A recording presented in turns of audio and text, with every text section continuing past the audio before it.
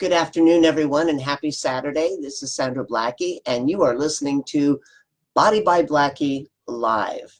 And today's topic is going to be about the nutrition tips that I believe all of us should practice. So if you see value in this topic, please tag a couple of your friends, and we'll get started. So I'm going to go over 5 basic tips that I teach most of my clients. And even if I have competitive bodybuilder clients, I really do want them to have some lifestyle tips into their program long before they get into the competitive phase. So this really does apply to most people.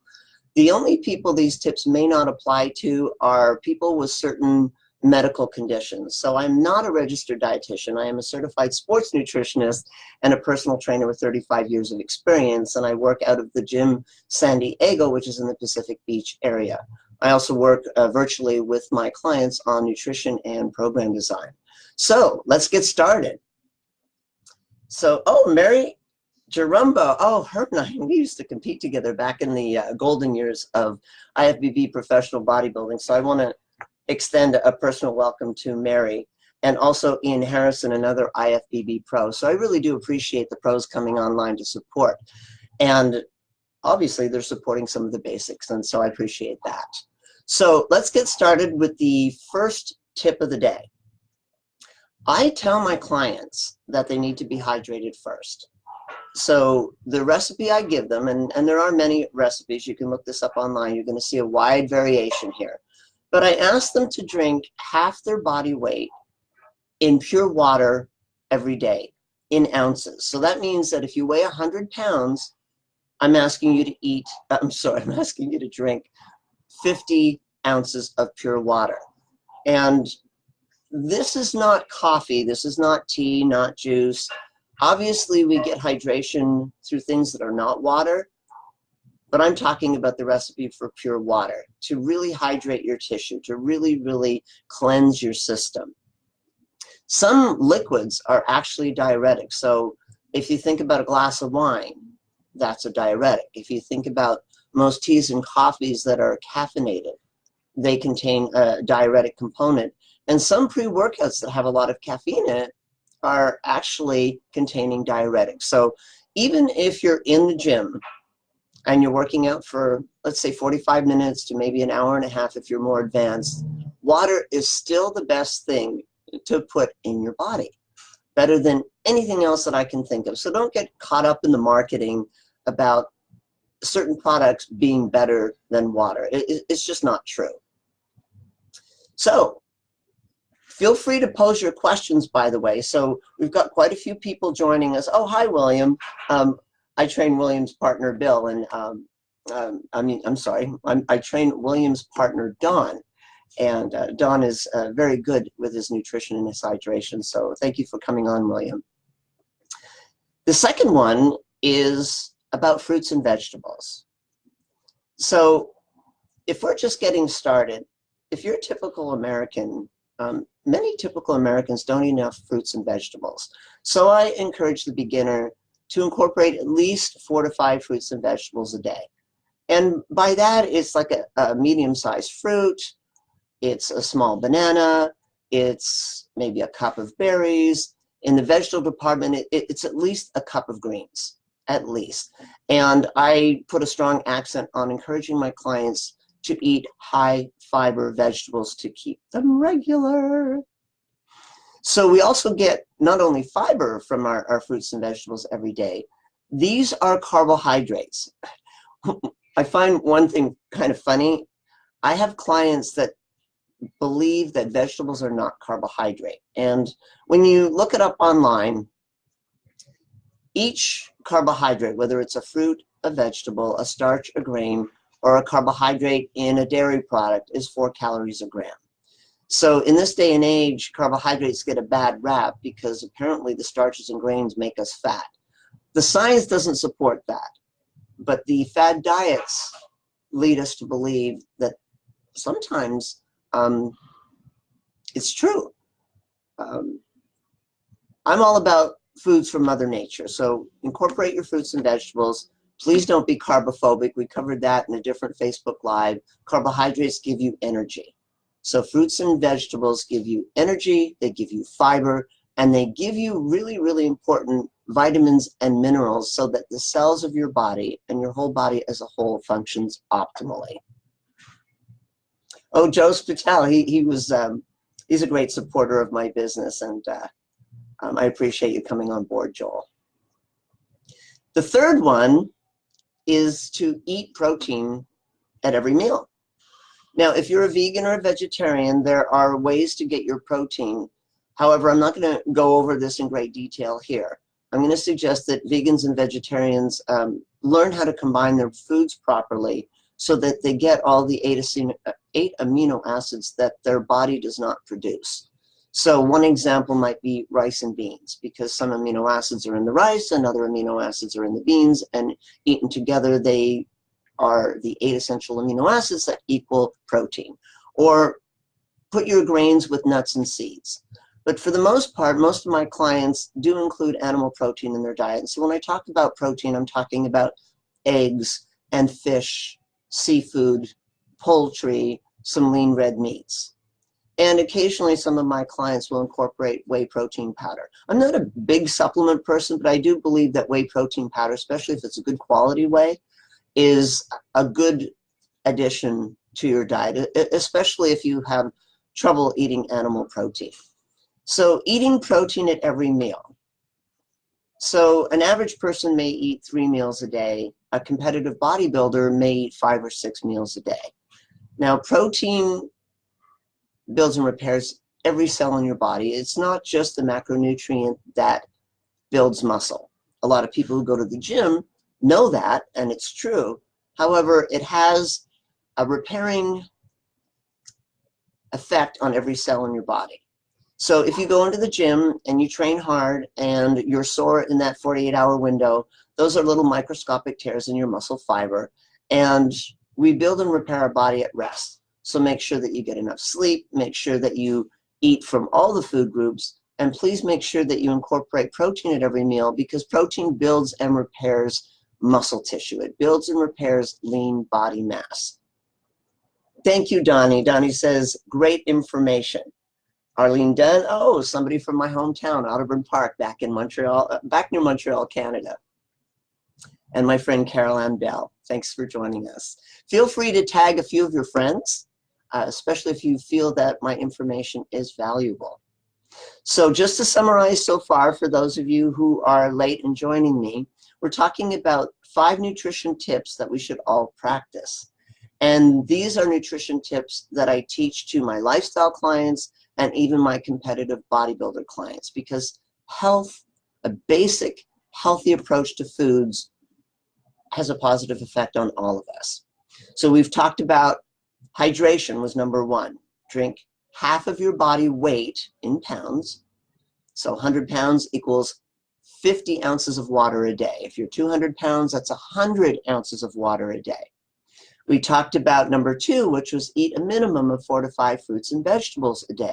We need our fiber, we need our vitamins, our minerals. We need our carbohydrates in those forms. Not enough Americans, and I would believe not enough Canadians, get 4 to 5 fruits and vegetables a day. And I believe you actually need more, but at least let's start there. And the third one was make sure that you get protein at your meals, whether you're eating 3 meals a day or you're somebody who eats 6 meals a day. So are you ready for number 4? Number 4 is to reduce your processed and refined foods. Now, I'm not just talking about processed and refined carbohydrates. So an example there might be cakes and bagels and breads. Now, there are healthy breads out there. I do get that. But make sure that you're shopping for breads that don't have a lot of chemicals and ingredients, and they do have about 5 or 6 grams of fiber per slice. So I'm all about foods from Mother Nature. So this whole idea of reducing processed and refined foods actually increases the nutrient content to your diet. And the other thing, when you're eating less processed and refined foods, you're getting more fiber automatically. So if I ask a client to replace their toast in the morning, let's just say it's white bread, with oatmeal. They're automatically getting more nutritional value from the oatmeal instead of the white bread. They're also getting more fiber. And here's what's really wonderful about fiber. We all seem to know that it plays a role in elimination, comfortable elimination, but did you know that fiber calories can never store as body fat? They just create bulk in your stool and it gets eliminated. So eating more fiber can actually help with weight loss, or more accurately, fat loss, because we want to lose body fat. That's what we want to lose if we're on a diet to lose weight. So by reducing processed and refined carbohydrates, your nutrition increases. That means your vitamins and minerals increase. The fiber typically increases. When you have more fiber in your diet, you have a higher level of satiety. You feel fuller. Also, some of the processed and refined carbohydrates, they may stimulate appetite. And if you're trying to lose weight, you may not want to put foods in your diet that make you hungry. So put the foods in your diet that contain fiber over the things that contain sugar or white flour, because those foods may stimulate your appetite and make your weight loss journey a little more challenging.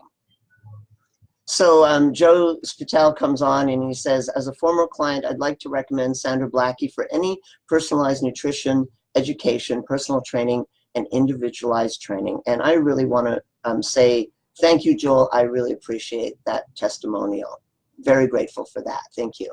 And I do long distance programs as well. So for all of you who are not local to San Diego, please know that.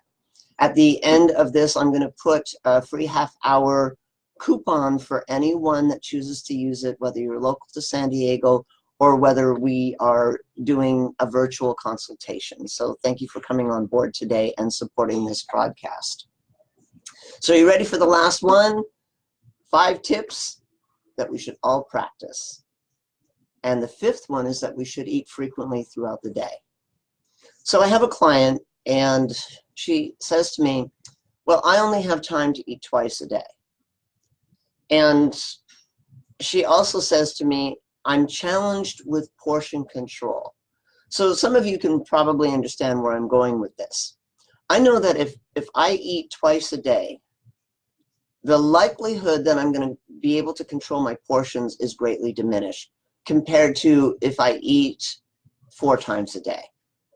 So let's say we've got 24 hours in a day, we sleep 8, that means we have 16 hours, and if we divide 16 hours by 4 meals, that means that I'm eating approximately every 4 hours if we want to average it out. If somebody's eating twice, that means they're going a really, really long time without food. So to me, it's no wonder that somebody who does that overeats or makes poor food choices. So we want to eat frequently throughout the day. Some of my clients eat up to 6 times a day. So that means they're eating about every 2.5 to 3 hours. Some of the competitive bodybuilders are eating 6 full meals a day. Some of my other clients might be eating 3 meals and 2 snacks. It's whatever fits your lifestyle. And I do consider how my clients' days unfold when I work with them on a personalized nutrition plan. So why is it important to eat frequently throughout the day?